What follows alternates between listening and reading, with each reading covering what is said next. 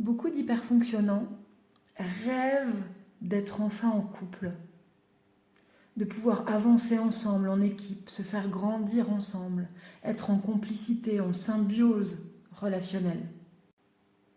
Et cette aspiration à plus d'amour, à plus de connexion, à vivre en duo, va faire que l'hyperfonctionnant, plus qu'un autre, va courir s'engager dans des relations amoureuses. Les hyperfonctionnants avec option Asperger sont un peu moins concernés par cette urgence à être en couple, parce qu'ils ont besoin d'être beaucoup rassurés sur le fait qu'il n'y aura pas d'engueulade, que ce sera paisible, que ce sera respectueux, qu'il n'y a rien de caché. Mais en dehors de ce cas particulier des hyperfonctionnants option Asperger, la plupart des hypers, que j'observe en tout cas au cabinet, sont plutôt du genre à courir. Le lundi à 22h, je rencontre quelqu'un qui me paraît chouette, et ben le mardi d'entrée, ça y est, on s'embrasse, on se met en couple et on se laisse aller à la phase de lune de miel grandiose où tout paraît génial. Le problème d'une telle précipitation, c'est que l'hyperfonctionnant va se retrouver en couple avec un être complètement inconnu. Qui il est, lui, est inconnu. Comment est-ce que cette personne se comporte en couple, lui est inconnu. Comment est-ce qu'elle se comporte avec ses amis, avec sa famille, avec ses enfants? Si vous êtes amené à avoir des enfants plus tard, lui est inconnu. Souvent, la perception du couple, les valeurs dans le couple, la façon même de percevoir le couple n'est pas connue. La plupart des hypers ne vérifient pas vraiment si l'autre est réellement célibataire, par exemple, ou s'il se sent disponible dans son cœur, dans son esprit, dans son corps. Disponible à être en couple, disponible à l'aimer, disponible à se donner, comme on dit dans la relation. Dit plus simplement, un hyperfonctionnant qui s'empresse à se mettre en couple avec quelqu'un d'inconnu ne sait pas à quoi il s'engage.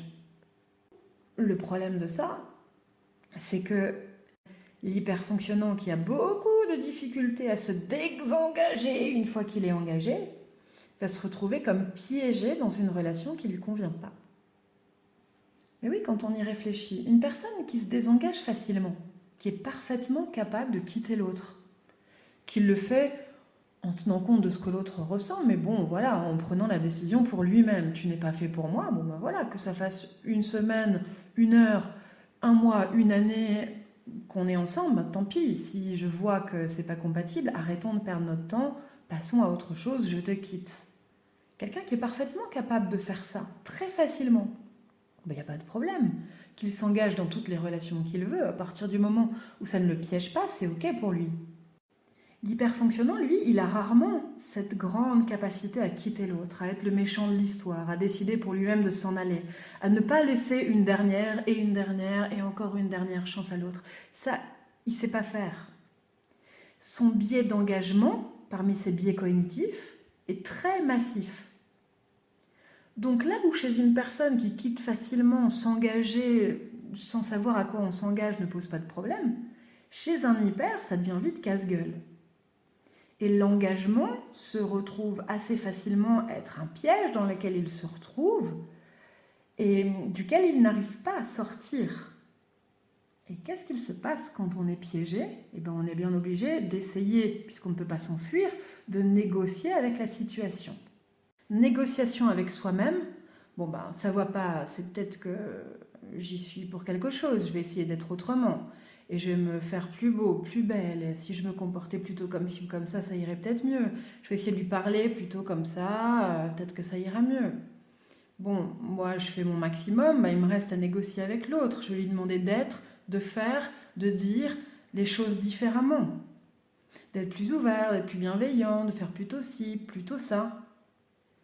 Et à force de négocier avec ce qui est finalement très souvent juste le signe d'une incompatibilité, va naître de la souffrance, de la frustration, de ne pas obtenir ce qu'on veut, et au final d'être dans une relation qui ne nous convient pas.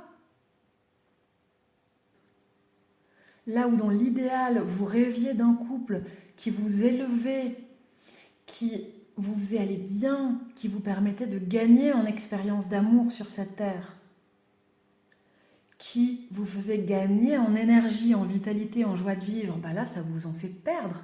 Plutôt que de gagner des points, vous en perdez. Et c'est souffrant. Le couple, c'est pas fait pour être en souffrance. Alors je les entends, hein, les hyperfonctionnants en séance, me dire bah oui, d'accord, c'est en souffrance, mais en attendant, ça me fait quand même grandir, ça me permet de travailler sur moi.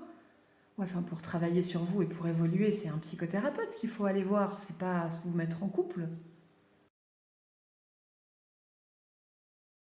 Quelques petites questions sont déjà intéressantes à se poser avant même de commencer un travail de psychothérapie.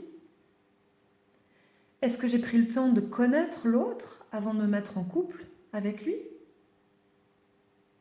Est-ce que je savais qui il était, comment il fonctionne? Est-ce que c'était déjà un ami que je connaissais vraiment bien avant qu'on se mette en couple? Deuxième question, est-ce que je me suis mise en couple parce que je sentais que j'étais amoureux, amoureuse de lui, d'elle? Est-ce que vraiment mon petit cœur battait la chamade? Est-ce que je sentais que c'était une évidence? Est-ce que c'était uniquement du désir pour son apparence ou du désir pour qui il est ou qui elle est vraiment? Est-ce que si je suis amoureux ou amoureuse ou si je l'étais au moment où je me suis engagée, je l'étais de la personne qu'il ou elle était vraiment et que je connaissais déjà presque par cœur?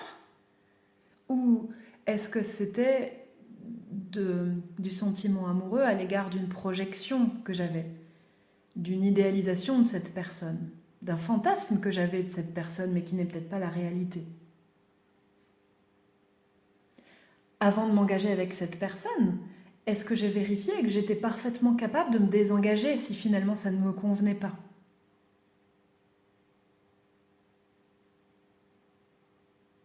Est-ce que je suis avec cette personne parce qu'elle me plaît vraiment ou parce que je me sens dans l'urgence d'être avec quelqu'un ou parce que j'en ai ras-le-bol d'être seule?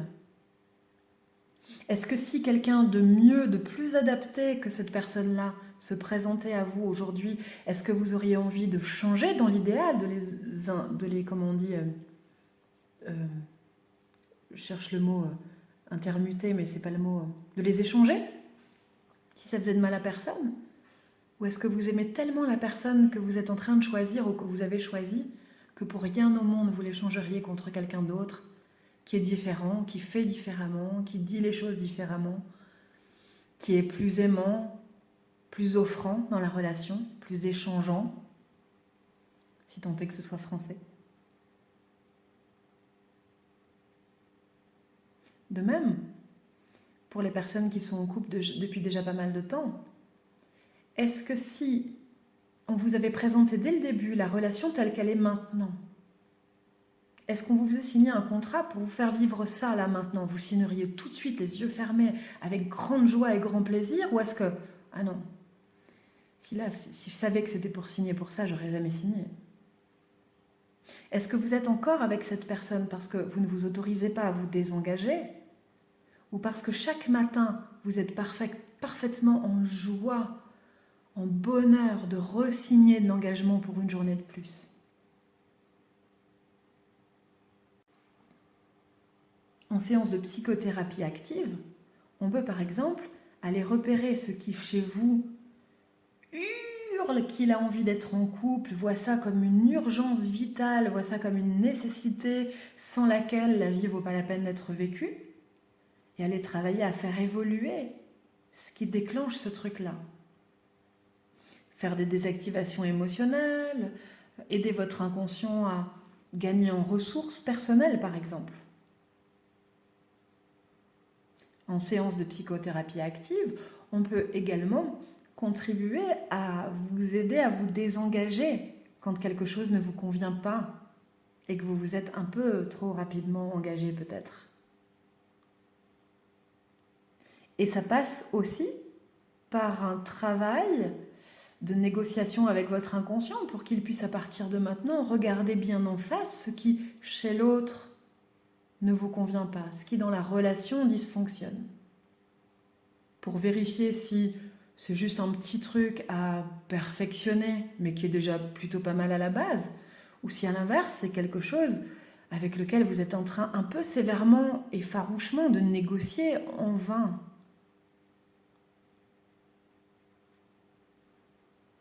Donc, un boulot qu'on peut faire, c'est de cesser de vous remettre vous en question pour regarder si l'autre est vraiment à la hauteur de vos attentes, s'autoriser à critiquer l'autre, à évaluer l'autre et la relation, et à l'étiqueter comme non viable, par exemple, reconnaître qu'en fait ça foire.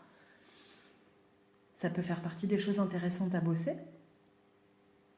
Oser quitter l'autre aussi, c'est-à-dire dans le couple avoir le rôle du, je mets 12 guillemets autour, méchant, celui qui quitte, celui qui engendre de la souffrance chez l'autre, alors qu'on sent bien que l'autre, lui, il a envie d'être en couple, par exemple.